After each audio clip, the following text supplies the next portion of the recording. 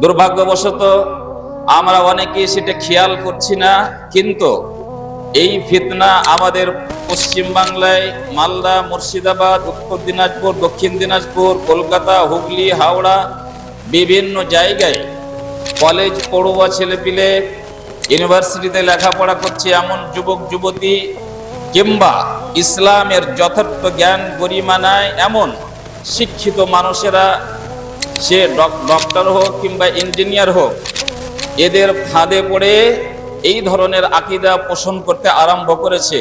তাই আমি এবং এই সম্মেলন তারা পরামর্শ করে এই বিষয়টি জনসাধারণের জ্ঞাতার্থে আনার চেষ্টা স্বরূপ এই আলোচনাটিকে ধার্য করা হয়েছে। তাহলে আমার বিষয় হবে হাদিসকে অস্বীকারীরা যুগে যুগে কালে কালে কি আচরণ করেছেন এবং আহলে কোরআনদের বর্তমান অ্যাক্টিভিটিস কি, তারা কি বলতে চায় এবং আমাদেরকে কতটা তাদের থেকে সাবধান থাকতে হবে।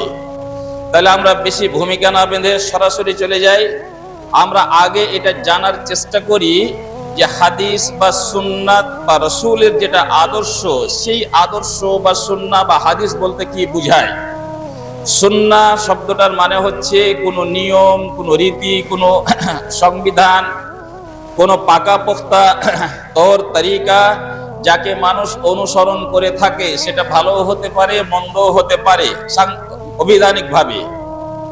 এবং এটা সুন্নাহ যখন আমরা পরিভাষায় নেব, তখন শুধু আমাদের শেষ নবী মুহাম্মদুর রাসূলুল্লাহ সাল্লাল্লাহু আলাইহি ওয়াসাল্লামের যেই কোনো কথা, যেই কোনো কাজ কিংবা তার যুগে সংগঠিত যেই কোনো ঘটনা, তার প্রতি তার সমর্থন থেকেছে, তার নীরবতা থেকেছে, এবং তার যুগে তার নবুয়ত প্রাপ্ত হওয়ার পর সূর্য উঠেছে, সূর্য ডুবেছে, আবার সূর্য উঠেছে, আবার সূর্য ডুবেছে, এইভাবে তার শেষ নিঃশ্বাস ত্যাগ করা পর্যন্ত তৎকালীন সমাজে যা যা ঘটেছে তার সম্পূর্ণ সিডি ক্যাসেটটার নাম হচ্ছে সুন্নাহ, কিংবা ওকে হাদিস বলে।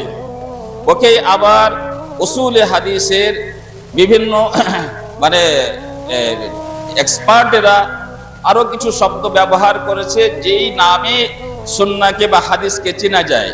কেউ কেউ তাকে আসার বলেছেন, কেউ তাকে সুন্নাহ বলেছেন, কেউ তাকে হাদিস বলেছেন, কেউ তাকে খাবার বলেছেন। তাহলে এই হলো সুন্নাহর বিভিন্ন নাম, এই হলো সুন্নাহর পরিভাষা।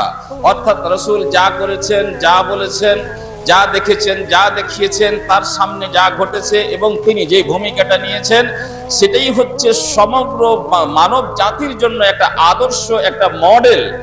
ওই অনুযায়ী উম্মতের সমস্ত মানুষকে জীবন যাপন করতে বলা হয়েছে, এর নাম হচ্ছে সুন্নাহ।